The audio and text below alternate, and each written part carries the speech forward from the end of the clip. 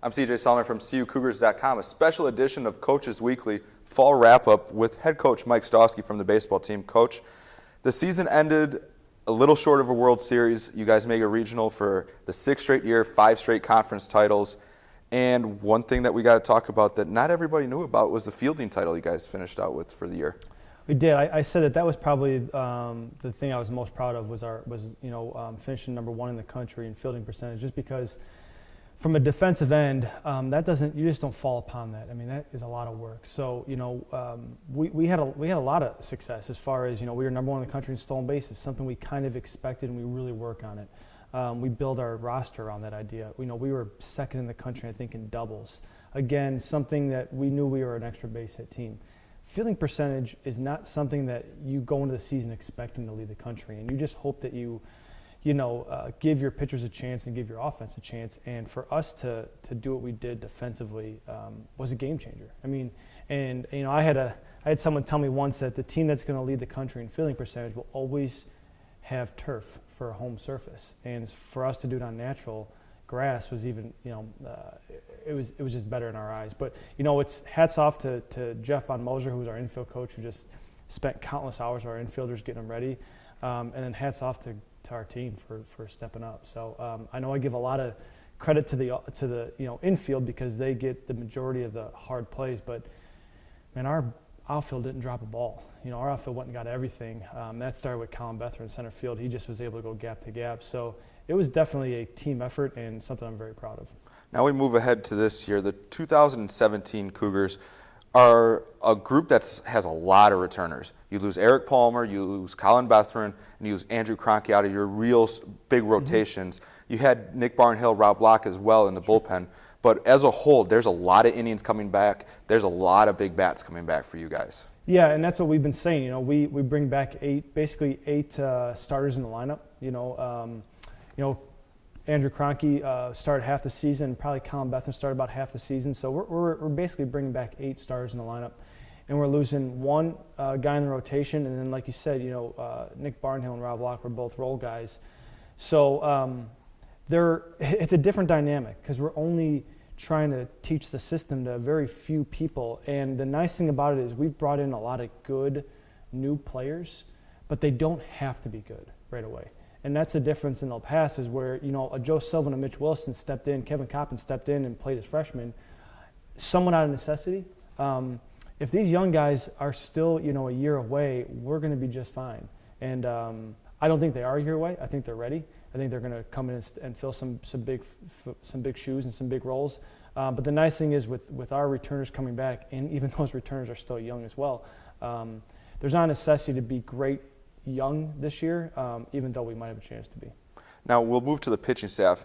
You don't just replace an Eric Palmer. Mm-hmm. You can recreate him through multiple players. But I think we saw a lot of advancements through the pitching staff, through the guys that went out and got to play in some of the most competitive summer leagues in the nation. Right. The thing I'm excited, there's no doubt you can't replace Eric Palmer. He was a pitcher of the year. He was probably the best pitcher in this conference for the last 2 or 3 years. You can't replace him, and we're not even going to try to. But what we have done is everyone has gotten a little bit older, and they've gotten a little bit better in their craft. And what that's allowed us to do is become deeper. So, last year where we were really relying on our starters to get to maybe a Rob Lock and then a Moose and hopefully the game's over, this year we are really top heavy. I say all the time, maybe we don't have a number 1, but we might have 4 number 2s, which is more than anybody else can say. So which means, if we can move one of those guys into the bullpen, that makes our bullpen even that much stronger. And I think that's the difference between this staff and last year's staff is that, we had a top gun at number 1. And this year we may not have that number 1 type guy, but when we get to game 3 or 4 in a tournament, we are going to be better on the mound than our opponent just because we have a bunch of number 2s maybe. So I'll take that. I'll take 4 number 2s over a number 1 and then kind of a fill-in kind of a thing. So we're not relying on sophomores anymore. All those guys, if we started tomorrow, we could have 5 juniors in the rotation, which means we're finally old on the pitching staff. Now we'll look to this fall. Fall is a time that you guys get the guys out and compete with each other, and competing with each other is almost more than going out and playing with somebody else. And it's also a time you can teach some of those young guys and teach still a younger Cougar team to kind of do things the way that you want to, only being in year 2 of your reign here. Yeah, the fall was interesting this year just because we had so few new players. So we weren't teaching the system to 16 guys. We had 3 new positional guys just about, and so we're teaching the base running stuff to them, and the way we're going to do defensive stuff, and Coach Connor puts in his hitting philosophy, and same thing on the mound. I'm not going it over with 12 new arms. I got to try and teach a philosophy.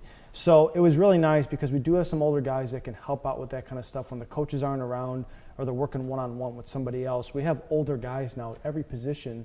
They can kind of take a young guy, by the hand and say, hey, here's how we do it, which is great.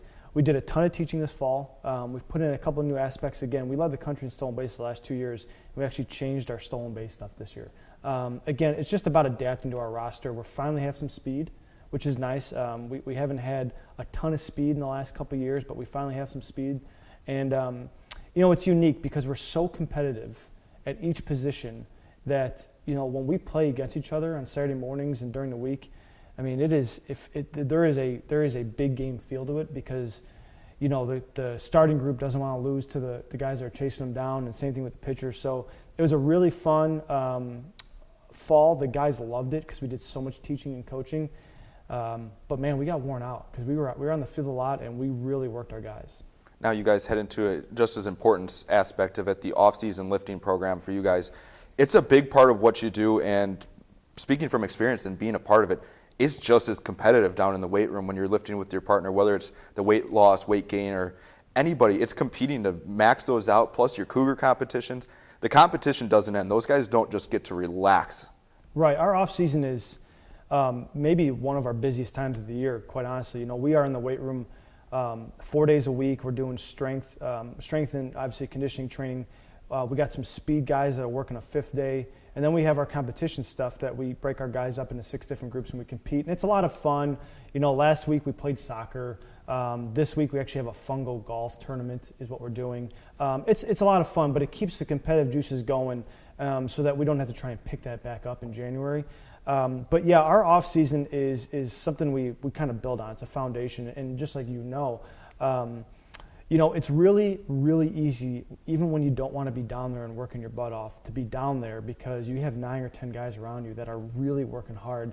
And when you can just be a part of that, it makes the whole process easier. So the nice thing is we have a lot of old guys that have kind of put themselves in a position where we are just building upon their strengths.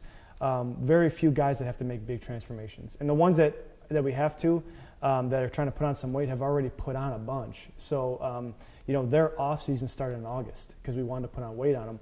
So that actually started yesterday, and we're excited about it. The coaches are really excited just to get back in and get those guys ready to go. And, January can't get here quick enough. So now you guys transition also. You guys do a great job with connecting with the alumni and different events, getting all the families involved. Family is a big part of Concordia baseball. The alumni game's coming up. I can say I'm personally very excited to get a part of it.